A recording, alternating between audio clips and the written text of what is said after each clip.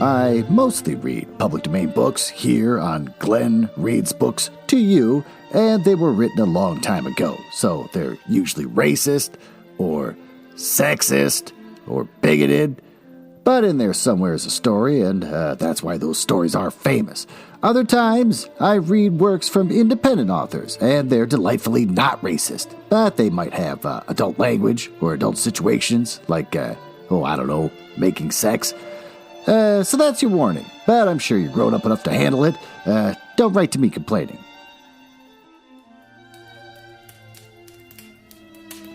Oh, you're back. You keep coming back every goddamn week for me to read stories to you. Don't you have any friends?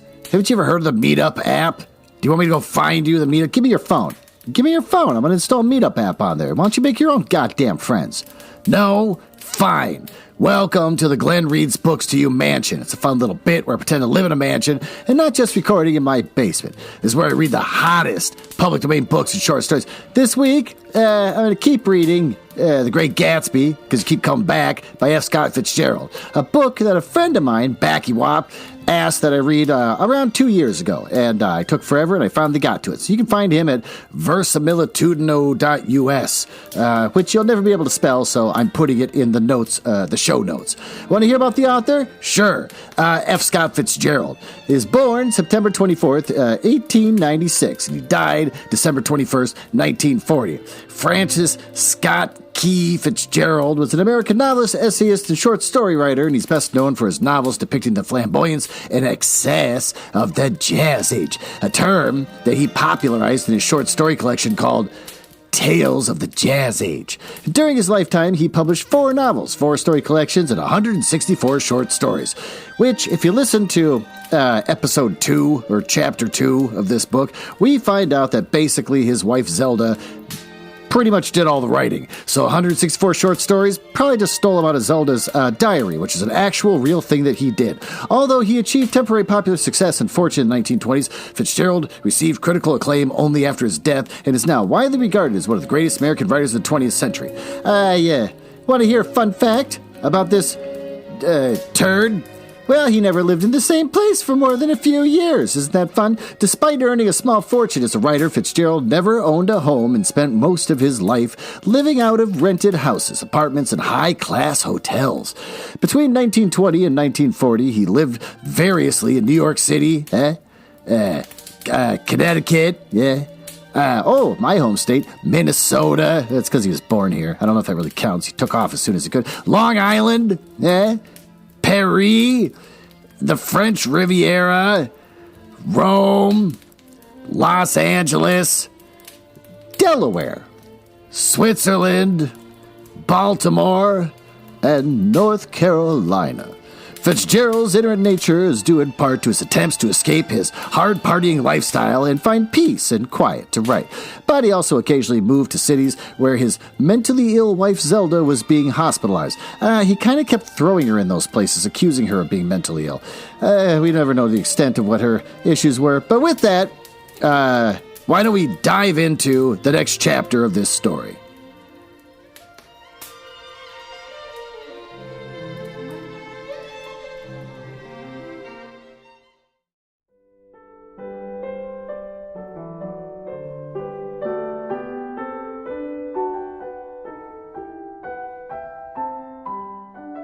Well, there you are. You finally made your way down here to the library of my mansion. Get it? It's the bit I do, where I pretend my house is big.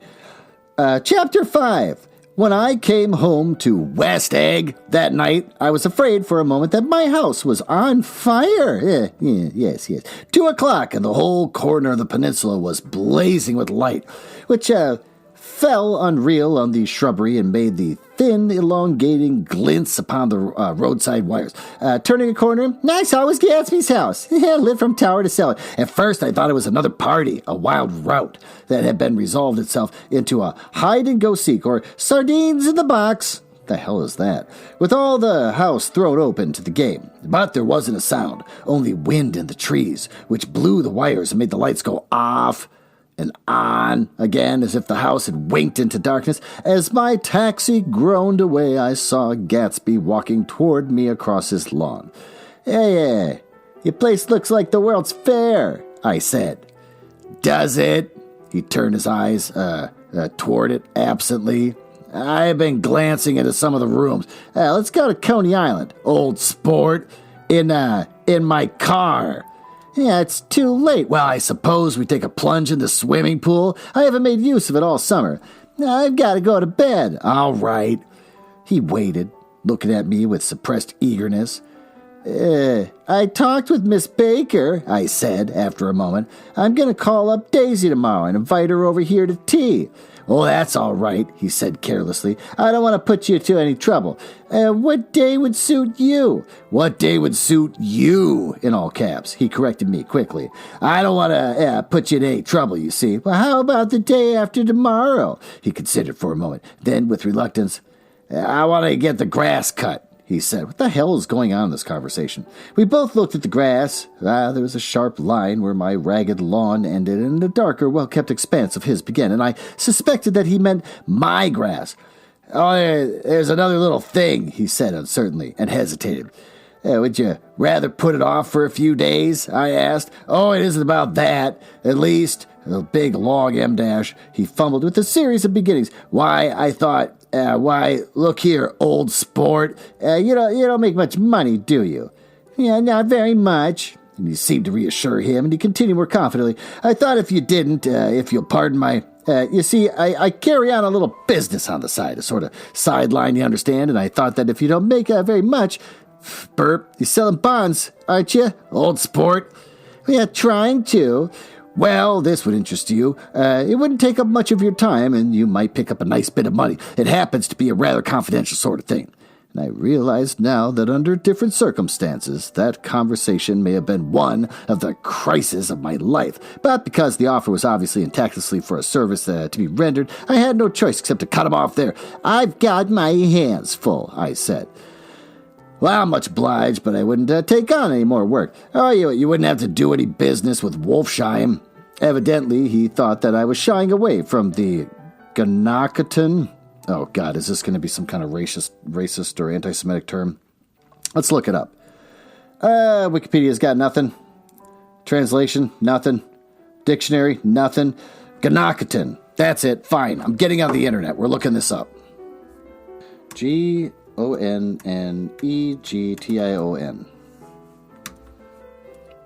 Noun. I dialect spelling of connection. What? The fuck does that mean?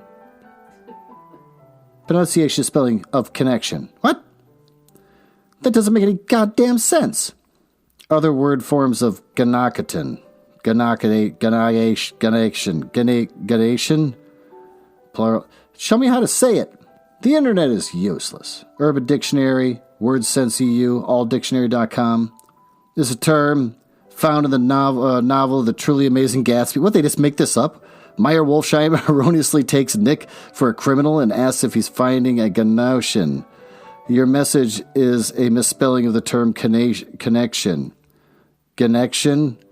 How am I supposed to say this? To be able to focus on Mr. Wolfsheim's pronunciation, many individuals happen throwing the term because they don't scramble dictionaries.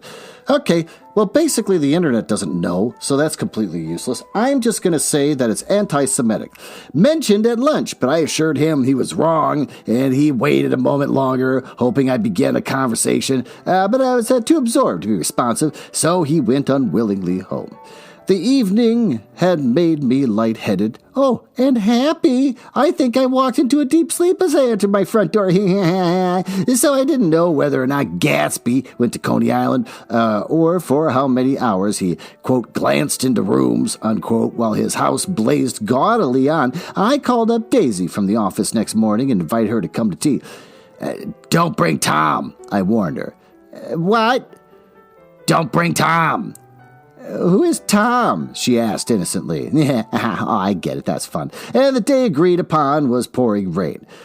At 11 o'clock, a man in a raincoat dragging a lawnmower tapped at my front door and said that Mr. Gatsby had sent him over to cut my grass.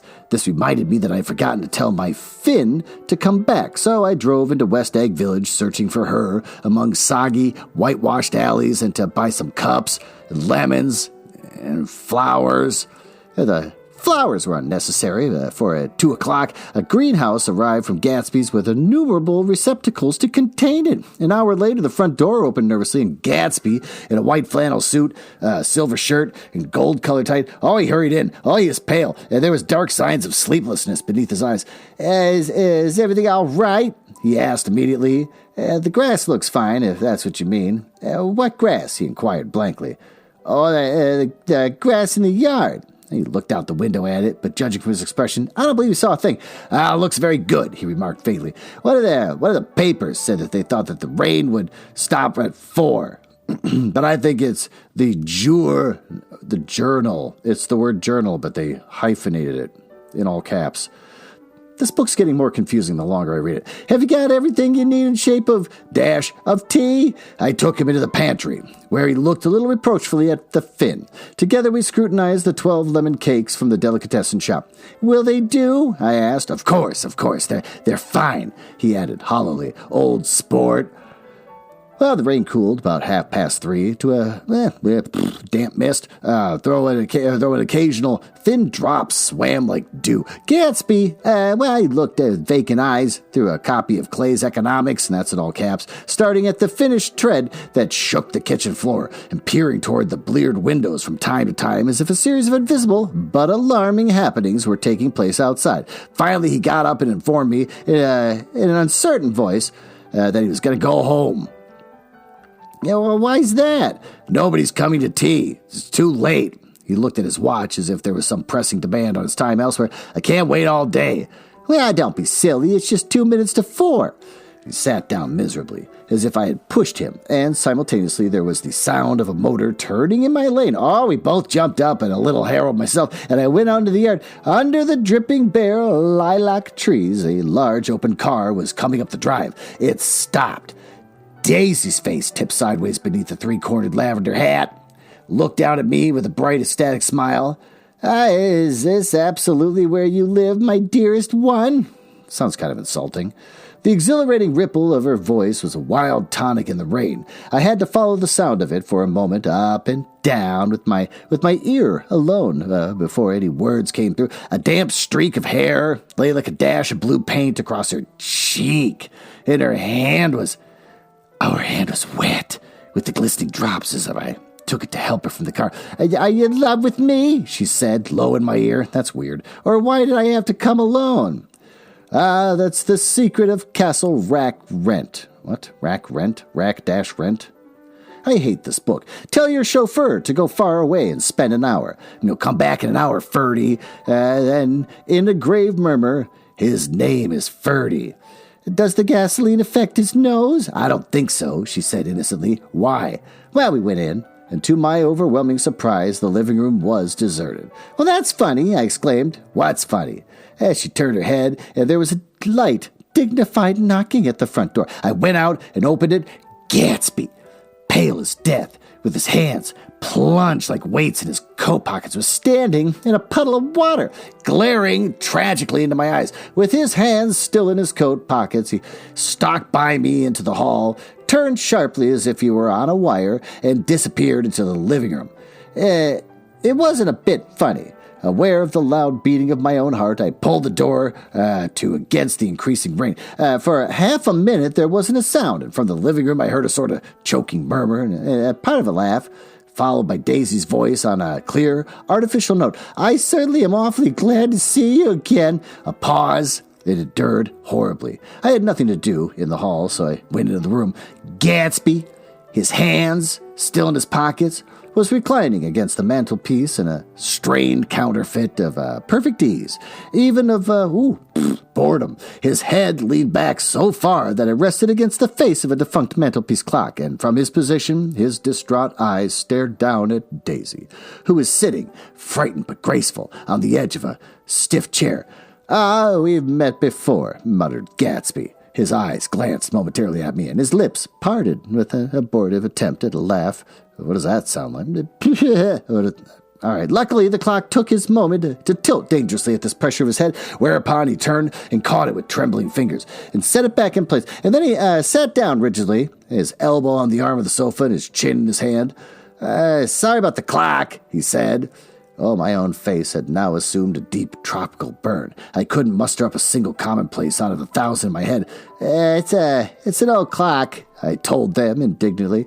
I think we all believed for a moment that it had smashed into pieces on the floor. We haven't met for many years, said Daisy, her voice as matter-of-fact as could ever be. 5 years next November. The automatic quality of Gatsby's answer set us all back at least another minute, and I had them both on their feet with the desperate suggestion that they help me make tea in the kitchen when the demonic Finn brought it in on a tray, amid the welcome confusion of cups and cakes, and a certain physical decency established itself, and Gatsby got himself in a shadow, and while Daisy and I talked, looked conscientiously from one to the other with tense, unhappy eyes. However, as calmness wasn't at an end in itself, I made an excuse at the first possible moment and got to my feet. Where you going? Demanded Gatsby in immediate alarm. Oh, I'll be back. I gotta speak to you about something before you go. And he followed me wildly into the kitchen, closed the door, and whispered, "Oh, God," in a miserable way. "Oh, it's a matter." "Oh, this is a terrible mistake," he said, shaking his head from side to side. "A terrible, terrible mistake." "No, you're just embarrassed, that's all." And luckily I added, "Daisy's embarrassed too." "She's embarrassed, yeah?" he repeated incredulously. "Just as much as you are." "Oh, don't talk so loud." "Oh, you acted like a little boy," I broke out impatiently. "Not only that, but you're rude. Daisy's sitting there all alone." He raised his hand to stop my words and looked at me with an unforgettable reproach, and opening the door cautiously, went back into the other room. I walked out the back way just as Gatsby had been when he made his nervous circuit of the house about a half hour before, and ran to a huge black knotted tree whose massed leaves made a fabric against the rain. Once more it was pouring, and my irregular lawn, well shaved by Gatsby's gardener, abounded in small muddy swamps and prehistoric marshes. There was nothing to look at from under the tree except Gatsby's enormous house, so I stared at it like Kant at his church steeple for half an hour. A brewer had built it early in the, quote, period craze a decade before, and there was a story that he had agreed to pay 5 years' taxes on all the neighboring cottages if the owners would have their roofs thatched with straw. Perhaps their refusal took the heart out of his plan, and he found a family. So he went into immediate decline. His children sold his house with a black wreath still on the door. Americans, while occasionally willing to be serfs, have always been obstinate about being peasantry. After half an hour, the sun shone again in the grocer's automobile, round to Gatsby's drive with the raw material for his servant's dinner.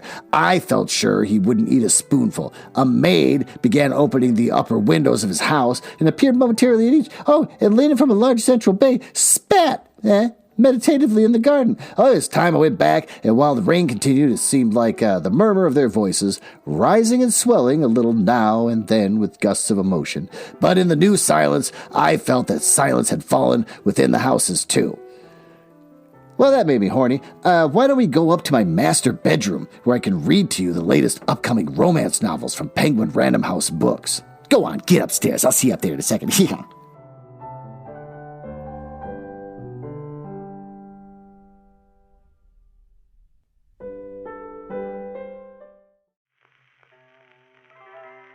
Ah, there you are. You finally made it up here to my master bedroom.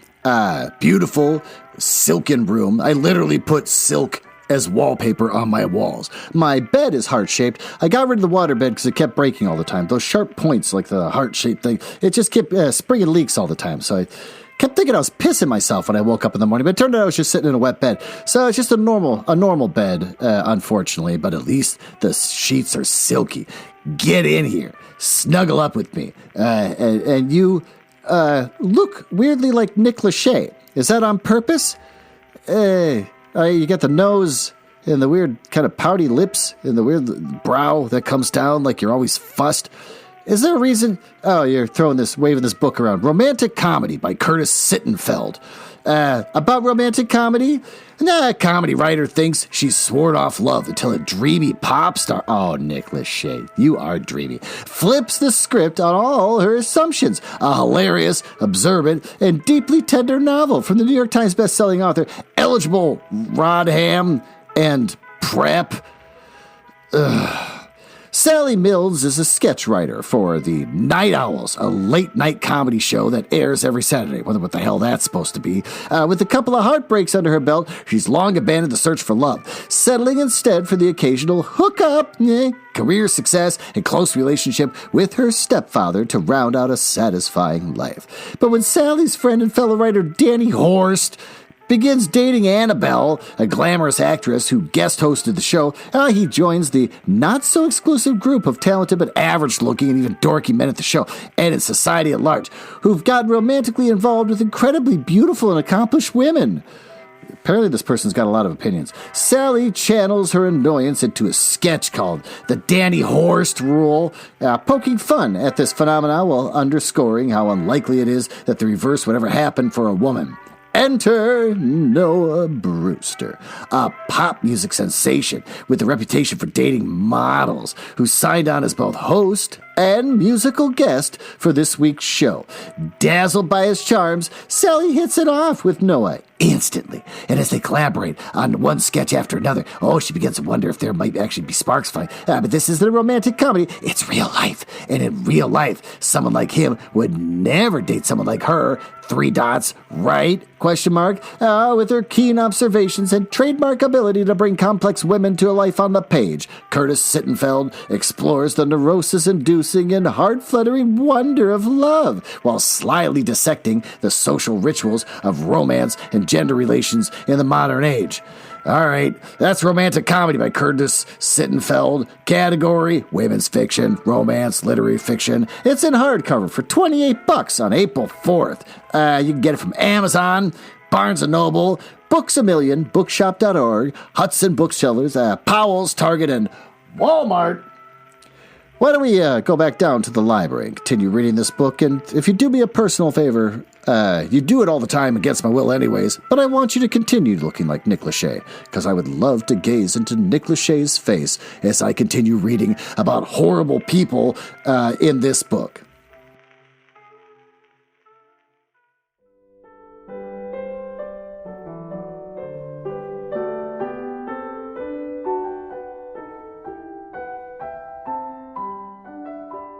Oh, there you are. You took off the Nick Lachey face. You removed the prosthetic rubber nose and the prosthetic pouty little rubber lips. When I ask you to do something, you basically do the opposite. Now that I know your trick, I'm just going to do this all the time. I don't want you to wear the dumb hat or outfit. I'll just say, keep it on. You'll take it off. Now it has become a game of cat and also cat. And I am the largest cat. I went in after making every possible noise in the kitchen, short of pushing over the stove. That's fun. That's a kooky little thing to say. But I don't believe they heard a sound. No, they were sitting at either end of the couch, looking at each other as if some question had been asked or was in the air, and every vestige of embarrassment was gone. Daisy's face, that was smeared with tears. And when I came in, she jumped up and began wiping at it with her handkerchief before a mirror. But there was a change in Gatsby that was simply confounding. He literally glowed. That's weird. Without a word or gesture of exultation, a new well-being radiated from him and filled the little room. Hello, old sport, he said, as if he hadn't seen me for years. I thought for a moment that he was going to shake hands. It stopped raining. Has it? When he realized what I was talking about, that there was a twinkle bells of sunshine in the room. What the hell are twinkle bells of sunshine? This is where Zelda didn't have anything to do with his chapter. She was probably forced to go to another home, and then he wrote this chapter on his own. It's just horseshit. He smiled like a weatherman. What? Like an ecstatic patron of recurrent light, and repeated the news to Daisy. What do you think of that? It stopped raining. I'm glad, Jay. Her throat, full of aching, grieving beauty, told only of her unexpected joy. I want you and Daisy to come over to my house, he said. I'd like to show you around.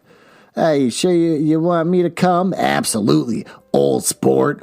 Daisy went up the stairs to wash her face. Too late, I thought, with humiliation of my towels. Wink.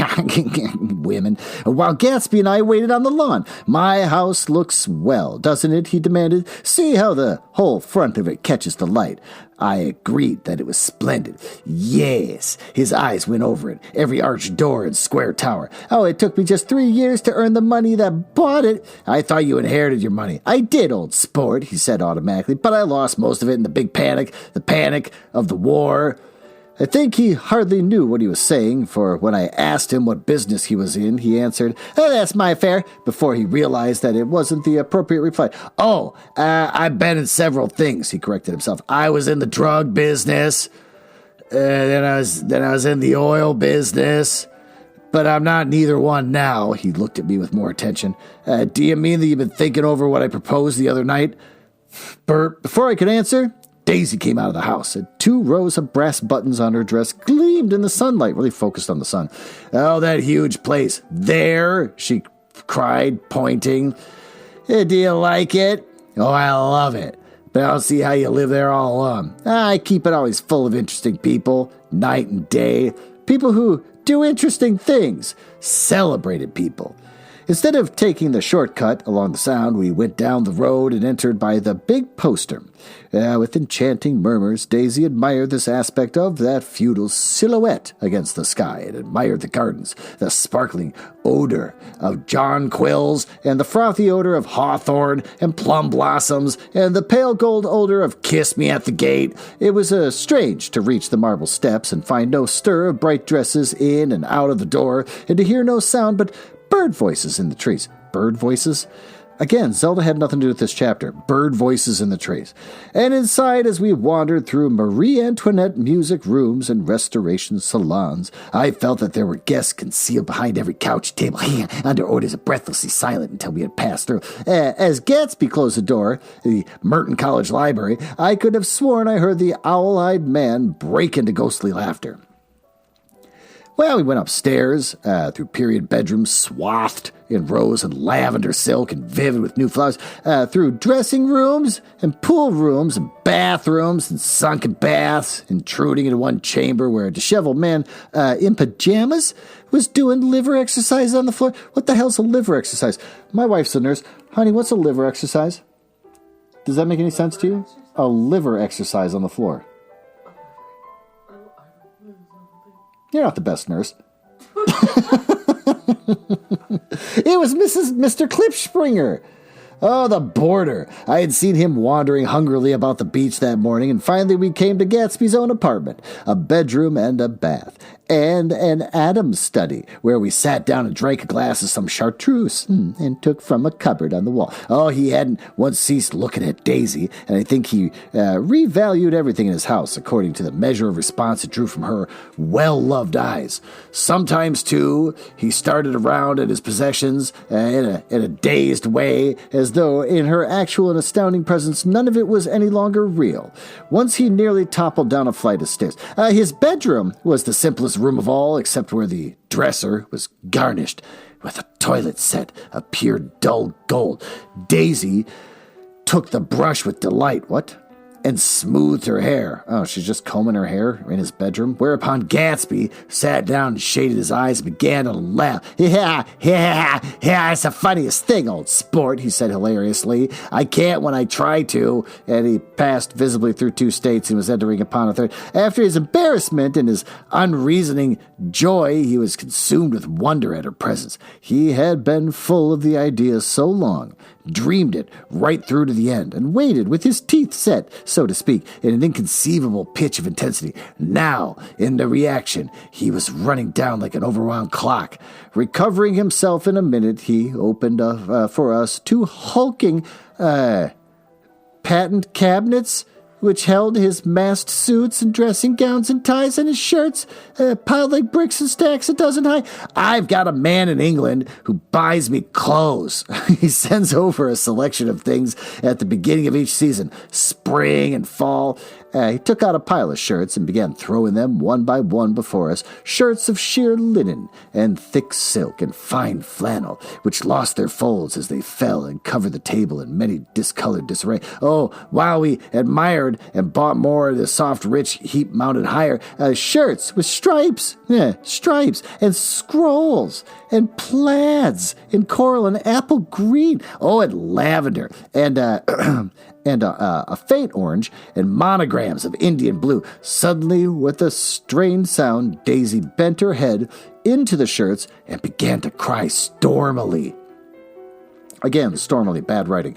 "Oh, they're such beautiful shirts," she sobbed, her voice muffled in the thick folds. "It makes me sad because I've never seen such beautiful shirts before."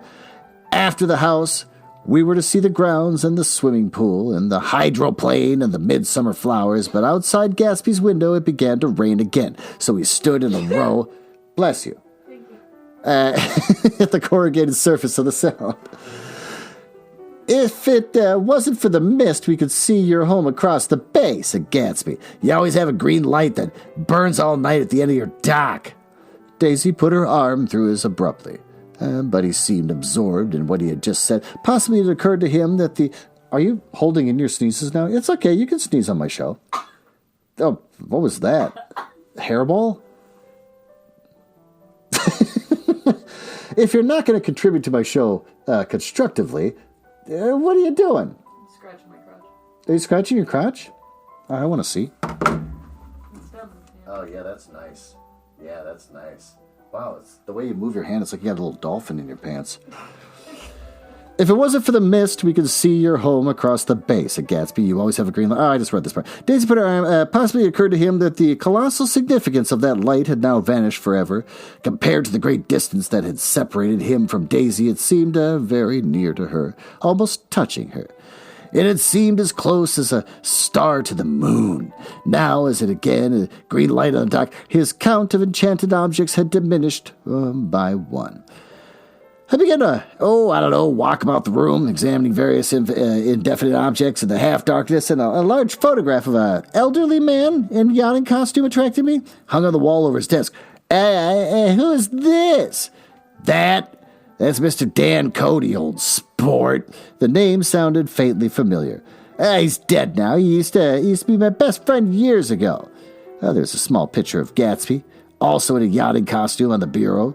Gatsby, with his head thrown back, defiantly, taken apparently when he was about, 18. "I adore it," exclaimed Daisy. "The pompadour. You never told me you had a pompadour. Or a yacht." Look at this," said Gatsby quickly. "There's a lot of clippings about you." They stood side by side, examining it. "Oh, I was going to ask to see the rubies when the phone rang and Gatsby took up the receiver. Yes, ... then a space and a period, then a lowercase w. "Well, I can't talk now, ... space, period. I can't talk now, old sport, ... space, period. I said a small town," in all caps, ... space, period. "He must know what the small town is. Well, he's no use to us in Detroit if his idea of a small town, ... space, period." He rang off. "Come here quick," cried Daisy at the window. Well, the rain was still falling, but the darkness had parted in the west, and there was a pink and golden billow of foamy clouds above the sea. "Look at that," she whispered, and then after a moment, "I'd like to just get one of those pink clouds and put it in and push you around."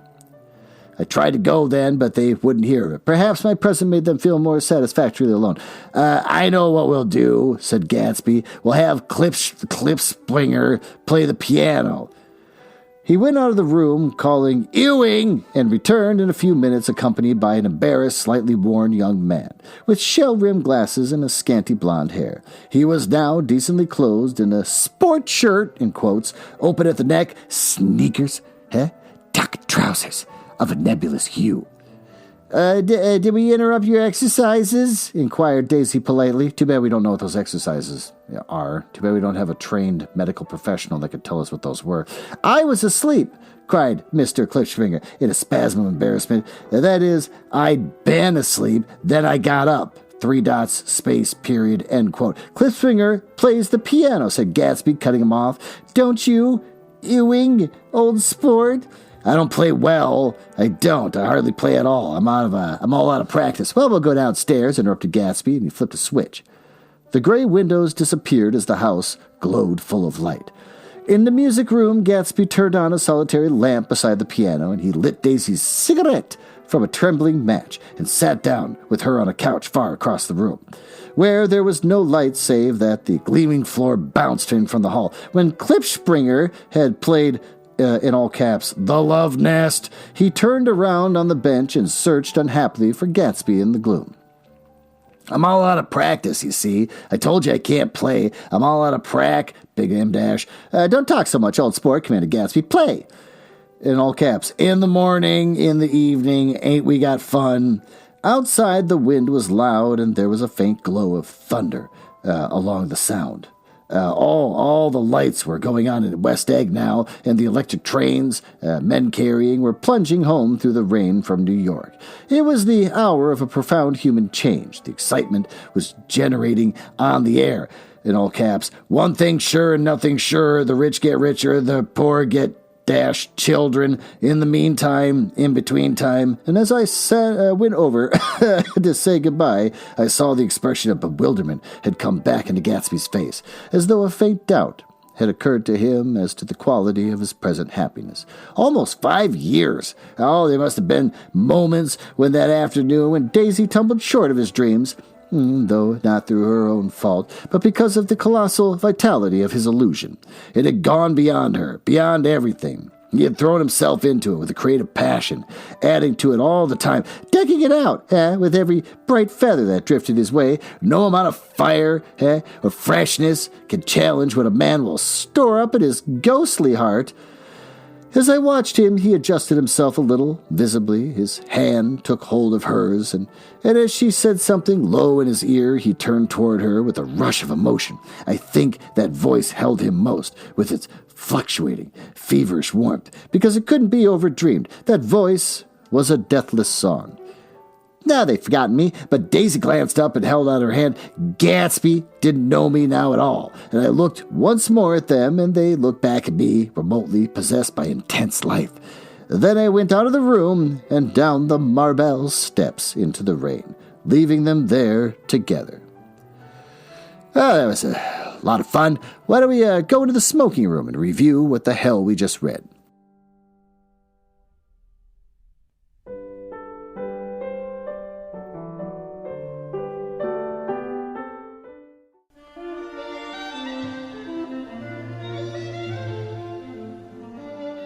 Well, there you are.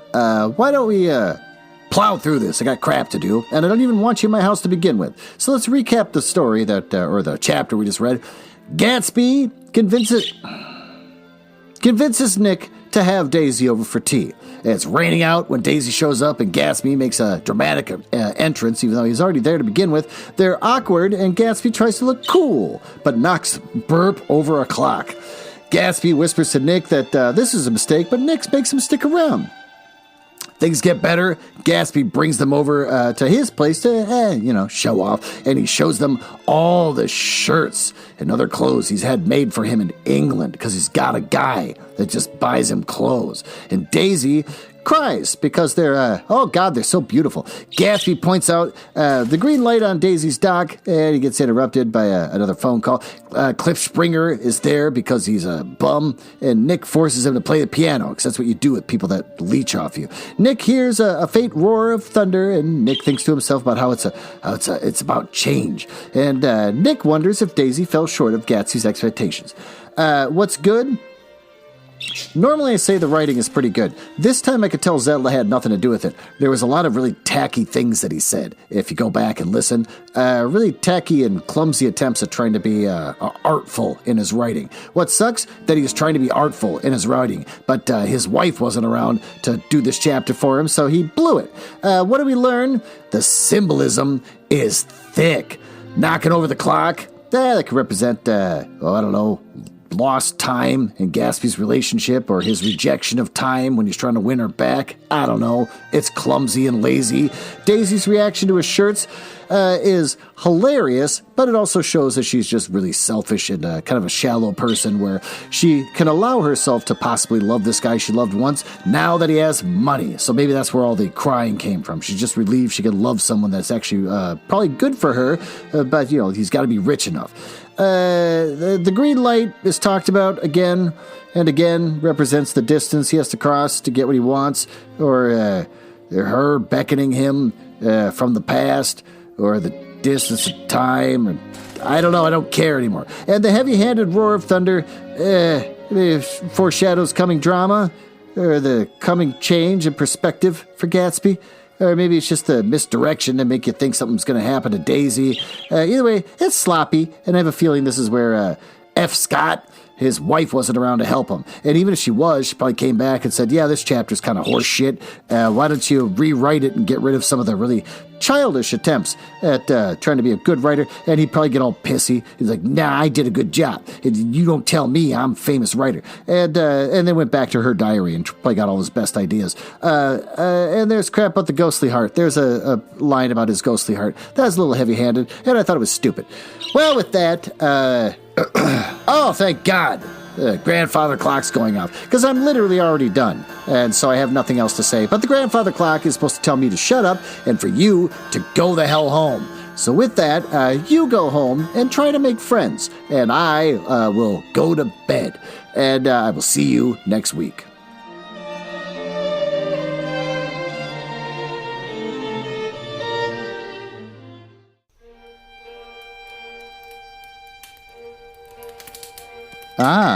Well, it appears you found me in the part of the podcast I hate the most, where I tell you all about the places on the internet where you can find me. You can tell I hate this because of the sound effects making it sound like a stormy night in the drawing room of the damned. Now, there's that. Are you cool? I like cool people. It's the reason why I got involved in this business to begin with, just to meet cool people. Not losers. So if you're cool, feel free to go over to my website, nuzzlehouse.com, which basically just points you to Mastodon. Why did I go all in with Mastodon? I have no idea. But if you go there, it'll point you to my link tree where you can listen to episodes, which is confusing and meticulous. But if you want to go to just my link tree, which is linktr.ee/Nuzzlehouse, it'll point you to all the rest of my shows, like Glenn Reads Books to You, which you're listening to right now, Gestating the Curious Mind, where my wife and I write paranormal smut and then publish it on Amazon, and also Nuzzlehouse's CBS Radio Mystery Theater, where we basically create our own episodes of Radio Mystery Theater, a show from the 70s, because they don't make them anymore. Damn it, we want to hear something new. Oh, I'm also on Instagram, something that I try to use but dislike, which is Instagram.com/HouseNuzzle. And the lesser now, thanks to Elon Musk, Twitter. Used to be my home, and now I can't stand it, which is Twitter.com/HouseNuzzle. And since I think you might be cool, you can always just email me directly, glenn.nuzzles@gmail.com. But don't email if you're a nerdling or a dork. Now, back to business. Can't believe I drank all of them already. There's got to be one left.